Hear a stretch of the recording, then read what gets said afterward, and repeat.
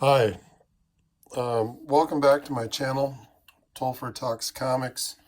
Um, so far, this channel's been mainly about, what I'm reading as far as comics go, and also occasionally, promoting my book, Winterland. There's a sign-up link for the Indiegogo in the description.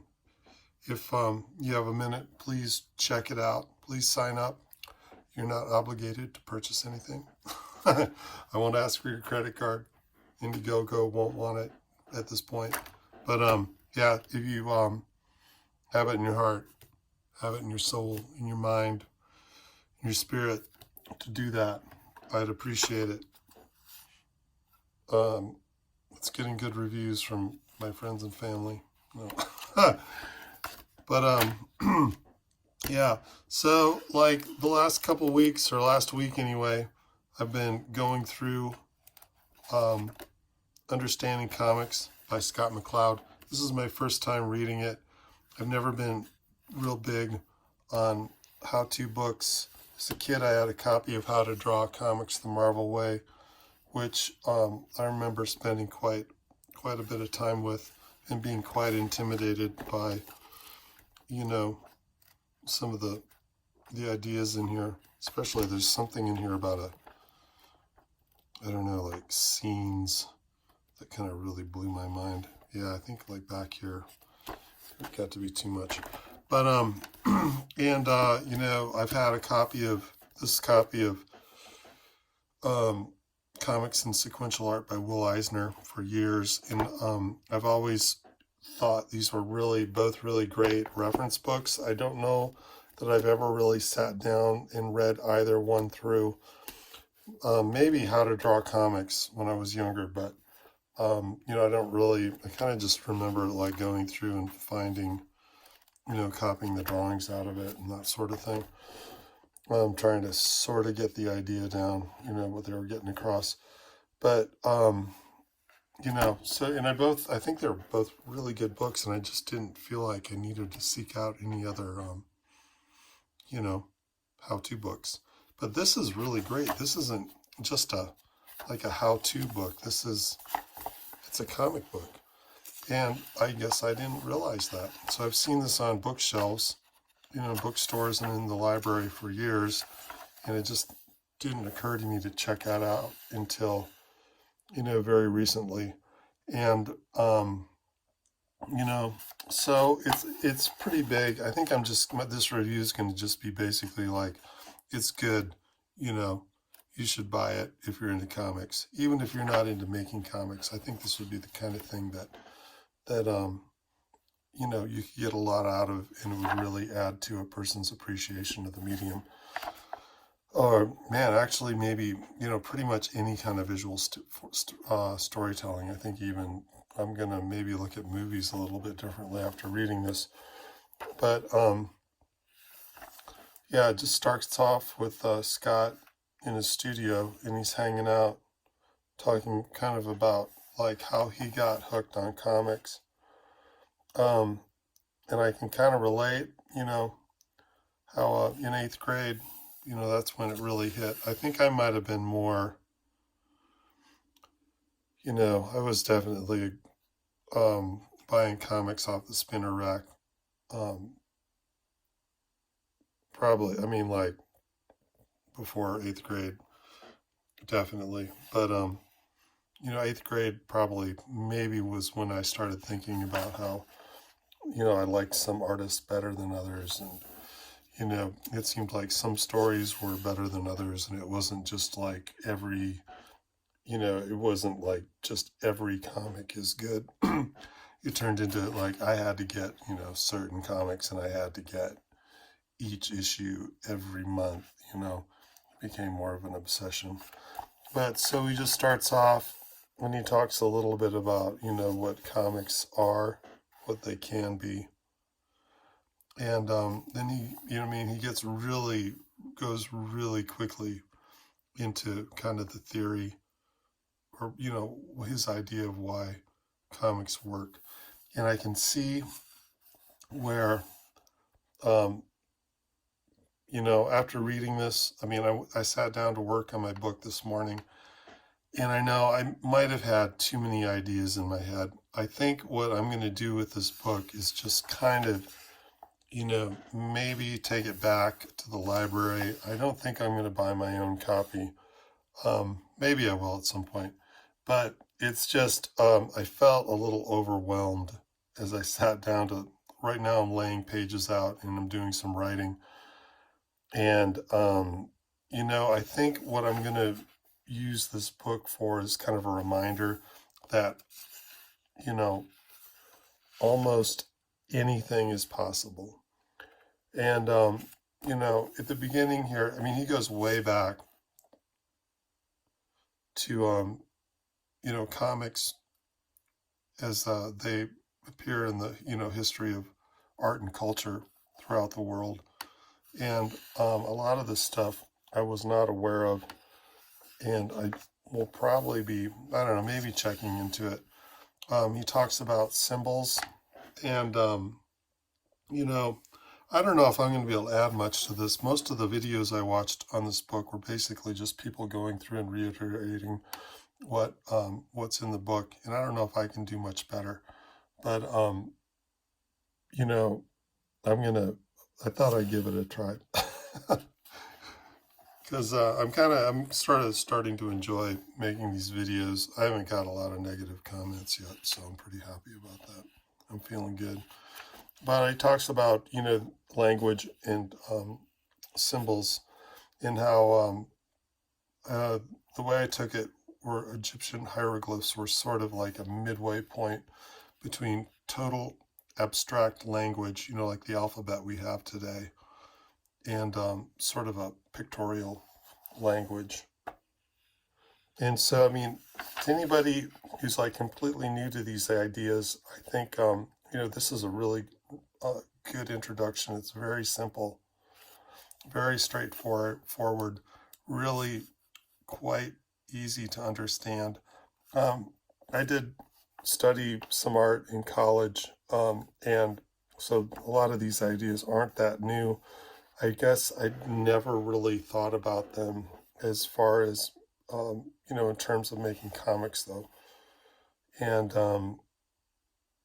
yeah, in fact, I kind of grew up in a place where, that a lot of, basically the time I spent drawing, I had a lot of people let me know that it was kind of a waste of time and I should be doing something more constructive with my time, even as a, young kid, which, I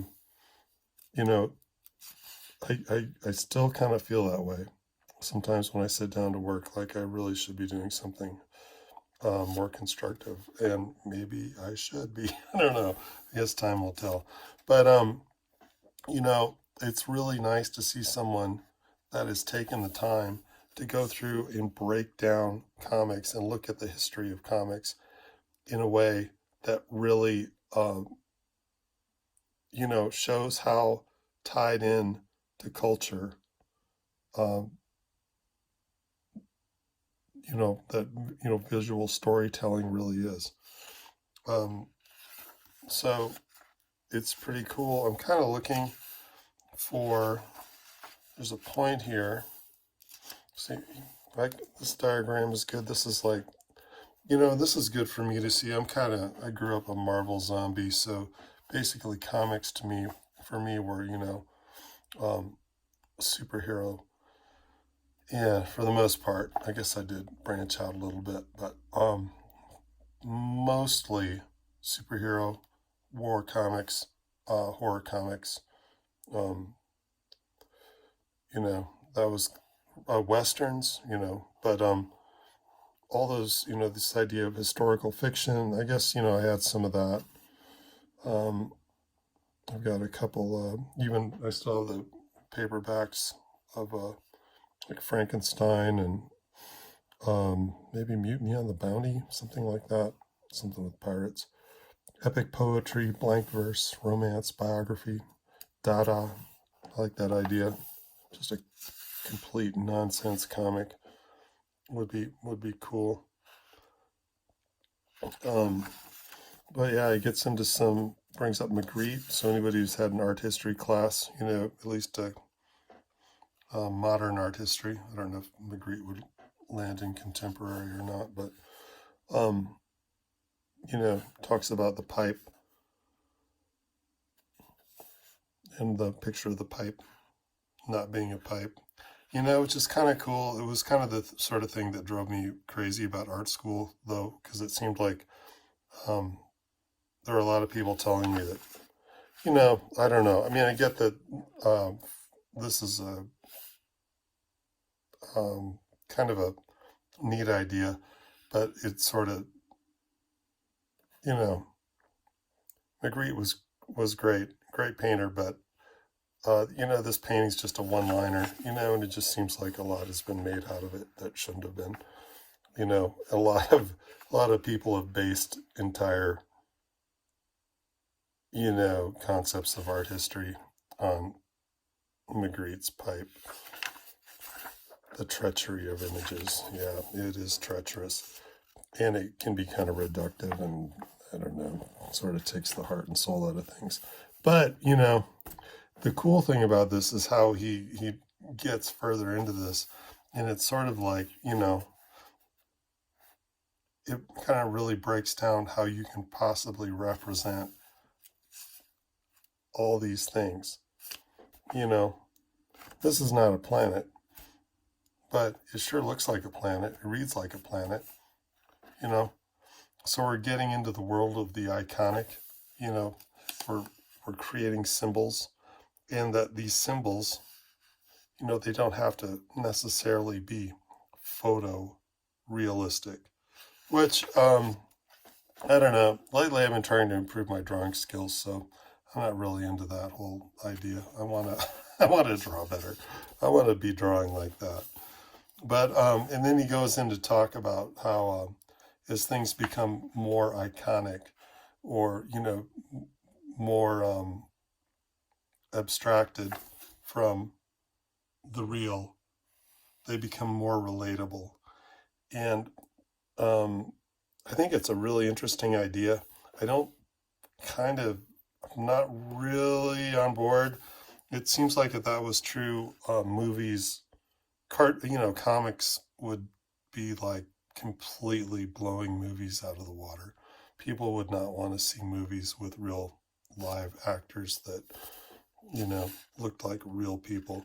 So I think this is like highly subjective, and this is definitely not um, anything that, should be considered gospel. I think what makes a character relatable is probably more in the writing and the execution of a story, and how those characters relate to each other or situations within a story, and not necessarily how the style in which they're drawn, and how far they've been abstracted or not. And boy, I think I want to kind of move on, because there was one diagram in here in particular that I kind of found particularly enlightening. And I would kind of like to take a look at that.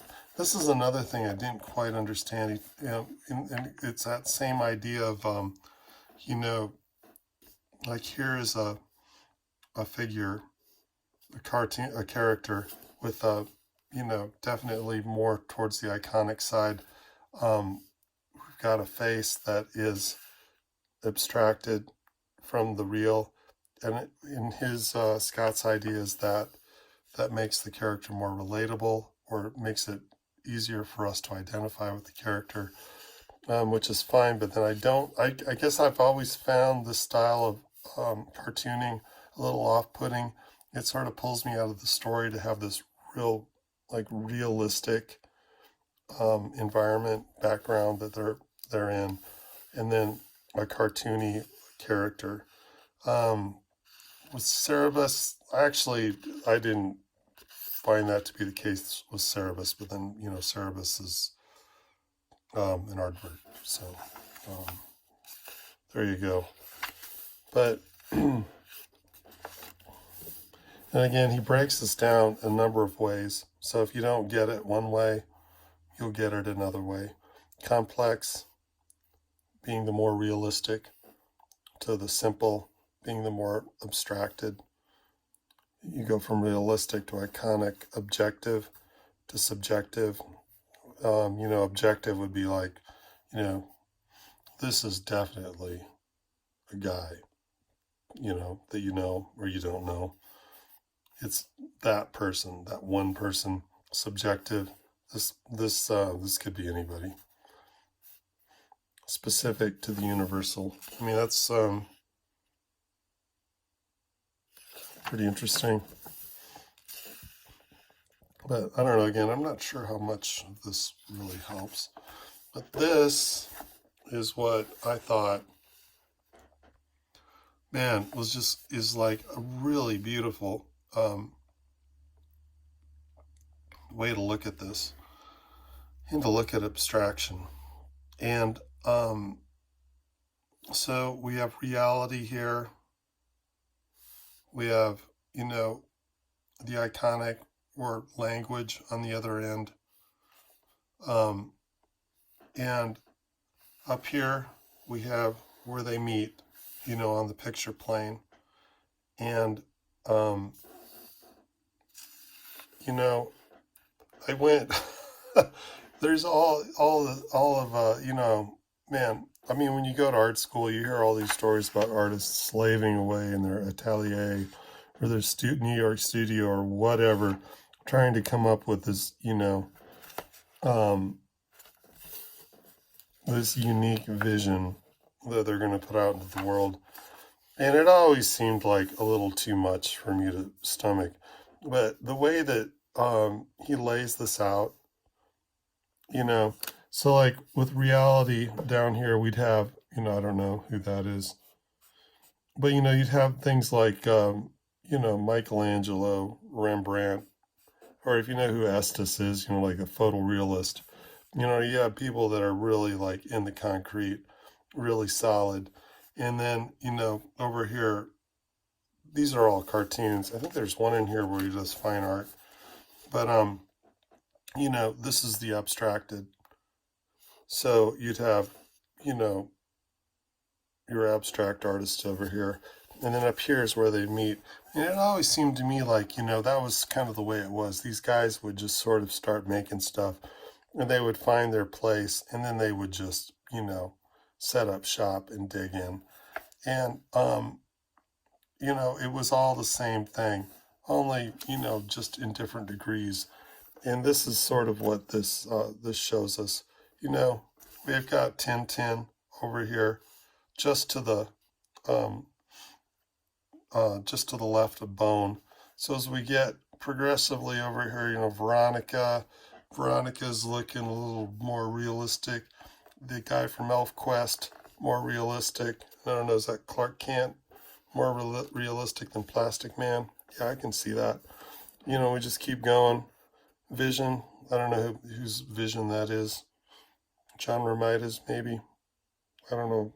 John Byrne, I don't know who it is. But, we're getting progressively more realistic. But then if we go like here, say we go up above John Byrne. I don't know, I'm not going to know who any of these are. Ooh.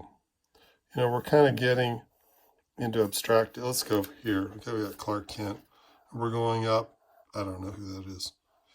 But you can see how, there's Zippy. There's sort of a certain level of realism that becomes more abstracted, distracted. I think I like that better. Until you get to here one. Who is that? Mary Fleener. Okay, and then there's a Dave McKean. I should know who that is, what that is. I guess I don't. Anyway, I found that to be quite interesting. But, so man, if that's the kind of thing you're into, you're going to really dig this book.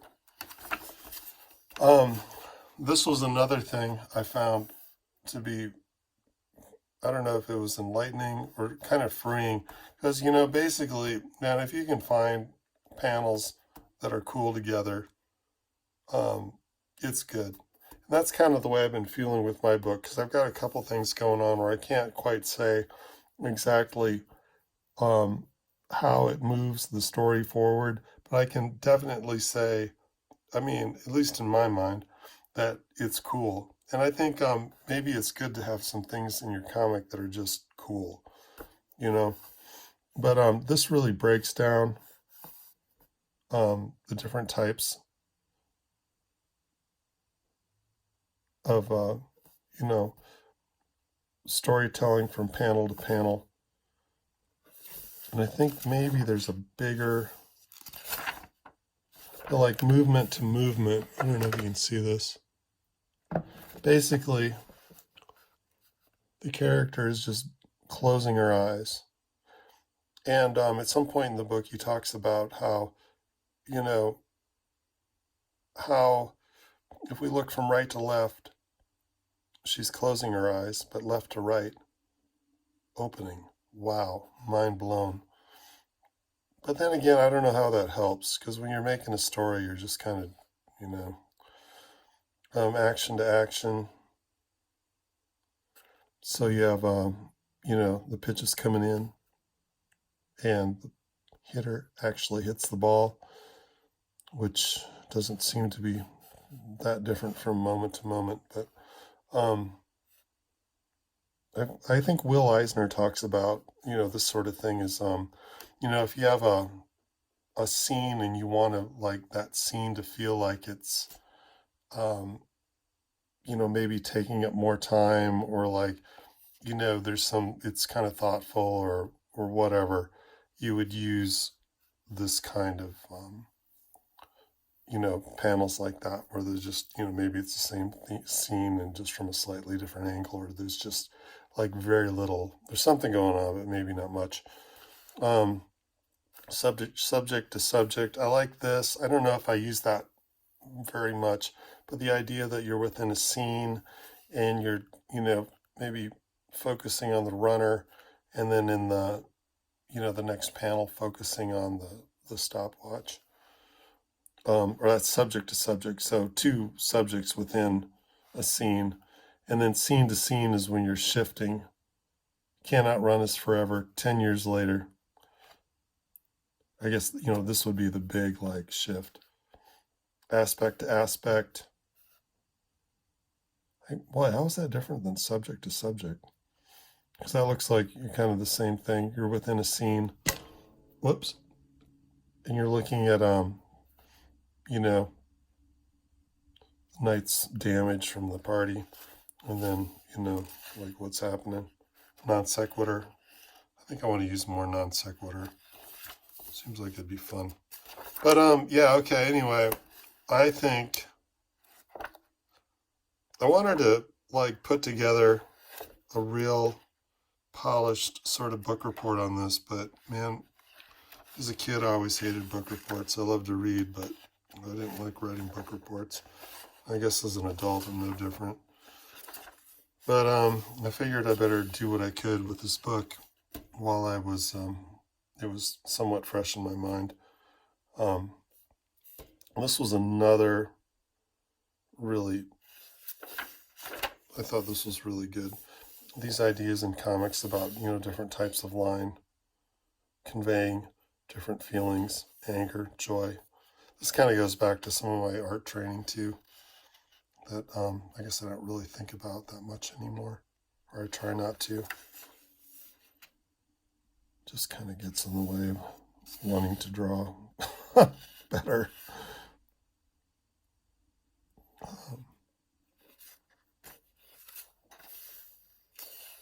So anyway, thanks for checking this video out. I hope maybe there was something, and you got something out of this. And anyway, yeah, it's a good book. It's at the library if you're broke like I am. You should be able to get a copy. This, I haven't really seen around much. This one is easily available. But I've never seen it in the library. Yeah, anyway, if you get a chance, check out the link to Winterland. This is the first 24 pages. I'm on, this morning I was laying out pages to the 6th book, so it's kind of gotten out of hand. But I think maybe the first campaign is going to be for something like the first 2 issues, possibly. This was an issue I printed up. Some of the local comic book shops sold, and they did pretty well when they sold all of them, from what last I heard. I don't know. You know, like I read through Bone, and I noticed how Jeff Smith's art seemed to improve, and I think you'll get a little bit of that. I'm trying to stick to a style, but yeah, I don't know.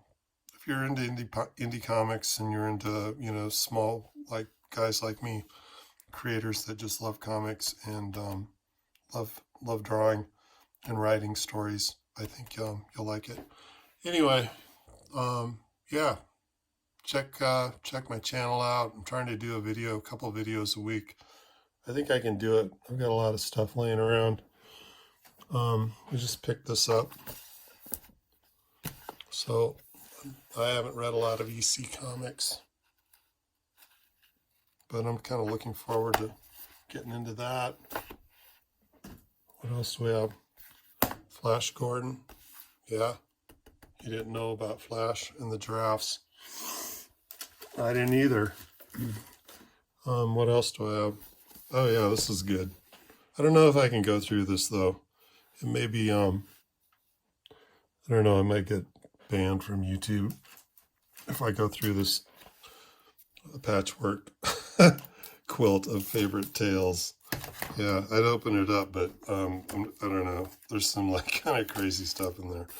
It's actually a book that I don't know. It was, oh yeah, my uncle was given this book in there's in the 40s or something, but the artwork's really cool. Got Radio Spaceman.